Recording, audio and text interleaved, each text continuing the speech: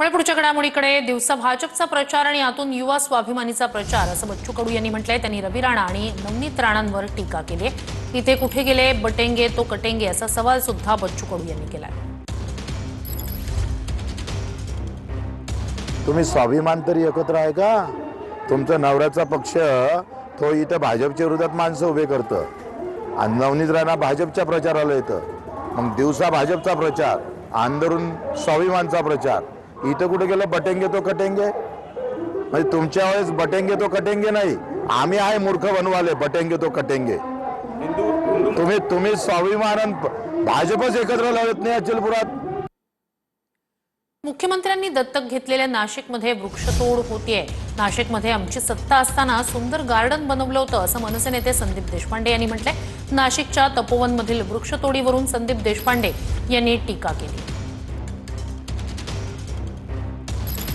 आमचा पक्ष जेव्हा सत्तेत होता नाशिकमध्ये त्यावेळेला अतिशय सुंदर असं जंगलात, तिथे जे जंगल आहे, जी वनखात्याची जमीन आहे, त्याचा वापर करून तिकडे एकही झाड न तोडता इतकं सुंदर बॉटॅनिकल गार्डन आम्ही बनवलं, संवर्धन केलं त्या वनजमिनीचं।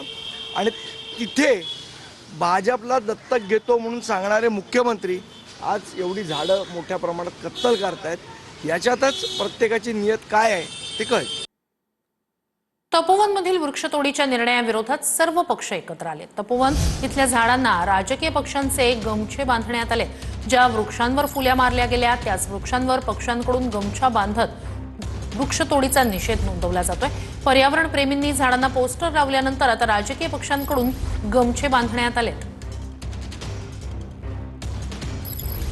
तपोवनातील वृक्ष वाचवण्यासाठी पर्यावरण प्रेमींचं नाशिककर आता मैदानात उतरले असून यांच्याच जोडीला आता राजकीय पक्ष देखील मैदानात उतरलेले आहेत। अनेक राजकीय पक्षांकडनं आता तपोवनातील वृक्षतोडीच्या विरोधात आंदोलन केलं जात आहे।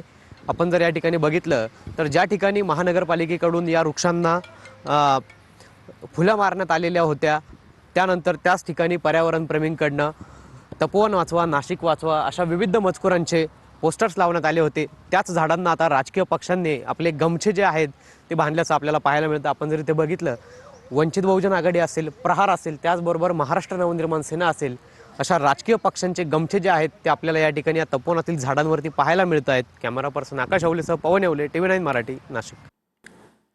तर जागा आणि तारीख सांगा, आम्हीही तयार असं म्हणत सुनील केदार यांनी प्रत्युत्तर दिलंय। जास्त कराल तर कापून काढू असं म्हणत भाजपचे आमदार आशिष देशमुख यांनी धमकी दिली होती।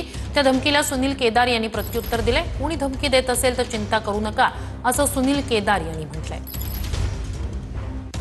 अरे फलकून टाकील सर्जा तुले अर्धा, हे देवेंद्र फडणवीस साहेबांचं सरकार आहे। गृहमंत्री मुख्यमंत्री नागपुरातले आहे। जास्ती वळवळ केली तर फळकून टाकू तुले अर्धा। या कळमेश्वराची संस्कृती बिघडण्याचं काम काँग्रेसवाल्याने बिलकुल करण्याची गरज नाही। इथे चांगले लोक राहतात, चांगल्या संस्कृतीचे लोक राहतात आणि म्हणून या कळमेश्वर सावनेरमध्ये गुंडाराज आपल्याला खपून घेणार नाही। की कोणी धमक्या देत असेल त्याची चिंता करायची नाही, ते बिलकुल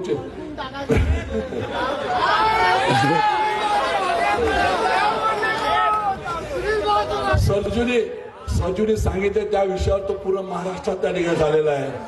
आणि कोणाला खूपच आव असेल, जागा आणि तारीख सांग रे, आम्ही तयार आहे।